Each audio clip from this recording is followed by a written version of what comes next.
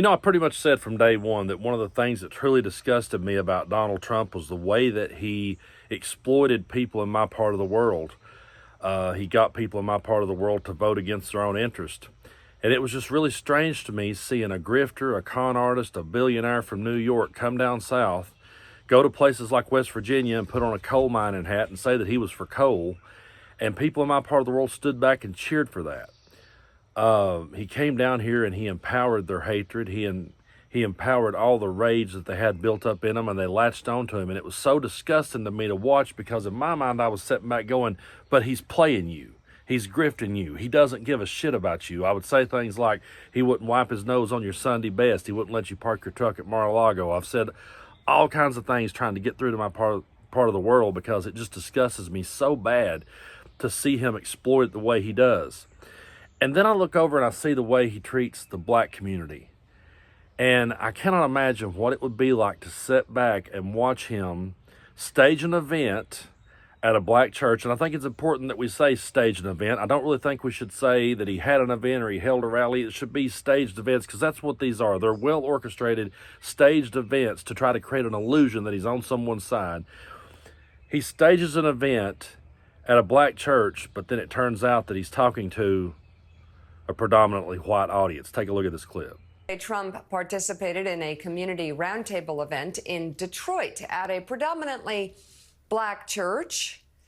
Trump spoke to a crowd of mostly white voters on Saturday, where he took credit for the record low black unemployment rate achieved under President Joe Biden last year. Now, I'm sure right-wing pundits are going to take this and say, see, Donald Trump is appealing to the black community. He held an event at a black church. The only problem with it is the audience was white. It's so insulting to everyone involved. And if that's not bad enough, he stages an event in a black church in front of white people. Then he goes out to an event where Charlie Kirk is speaking. And Charlie Kirk is the guy who said the Civil Rights Act was a mistake. Charlie Kirk is the guy who called Martin Luther King a terrible, awful person. Charlie Kirk is the guy that said that he doesn't trust black pilots because he don't think they're qualified. He also has been quoted as saying whiteness is great. And he says that black people are incapable of advancing. I mean, that's the kind of shit he says. So he stages an event at a black church filled with white people and then goes and hangs out with a white nationalist. That's basically his way of trying to get in touch with the black community. And if that's not bad enough, again, it gets worse. Then they parade out on stage these ridiculous white boys summer flags. Take a look at this.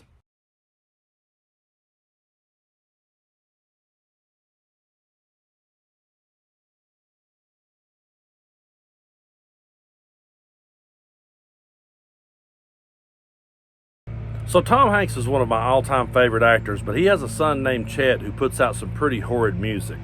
There's a video and song that he put out called White Boy Summer a couple of years ago. I'm not going to recommend that you go watch it.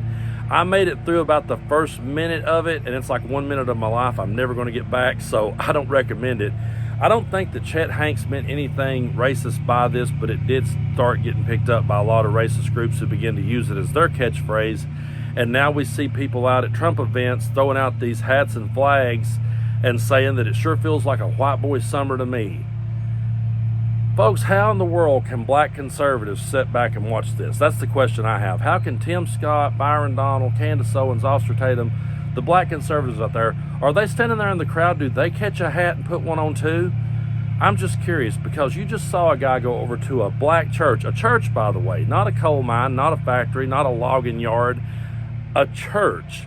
He used a church to stage an event to try to appeal to black people, then did it in front of a white audience, and then goes over and hangs out with people like this.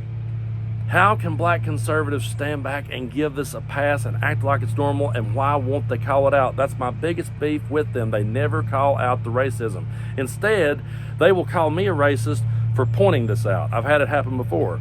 Officer Tatum used one of my clips once because I said the song, or the video of Jason Aldean's Try That in a Small Town, I said that had racial undertones, because it clearly did. It was filmed on the courthouse steps where a young black man was lynched. It looked like it had racial undertones to me. And instead of calling any of it out, He called me out and said I was the racist for pointing it out. And I just have a hard time believing that Officer Tatum ever really got down to some Jason Aldean. I just can't buy that. But they never call it out, even when he uses their church. Now, I want to point something out to the people out there who are Bible believers and believes in Jesus. The only act of violence that Jesus has ever recorded as doing is when he went into the temple and he ran out the money changers. He overturned the tables, and he said to them, "You have turned my Father's house into a den of thieves. My Father's house was supposed to be a house of prayer. You've turned it into a den of thieves." And he ran them out because they was buying and selling in the temple. What do you think he would do if he came back and saw a guy trying to appeal to his people in his temple, but to people on the opposite side of the aisle, people with a completely different mindset? And how do you think he would feel if he knew that when he got up from that event, he went over and decided to hang out with people passing around white boy summer flags? It's absolutely ridiculous the lengths this guy goes to insult people. And folks, it is not normal. We cannot keep letting this become normalized because there's nothing normal about it. This has never happened before in American history. The first president that I remember seeing on TV was Ronald Reagan, but I don't ever remember seeing Ronald Reagan flags. I don't ever remember seeing people just decked out in Ronald Reagan gear. And I don't remember things like this being allowed at his speeches or his events. I never saw it with George H.W. Bush, didn't see it when Bob Dole ran in 96. I didn't see it even with W, and I thought he was a loon. We didn't see it with him. We didn't see it with John McCain. We didn't see it with Mitt Romney.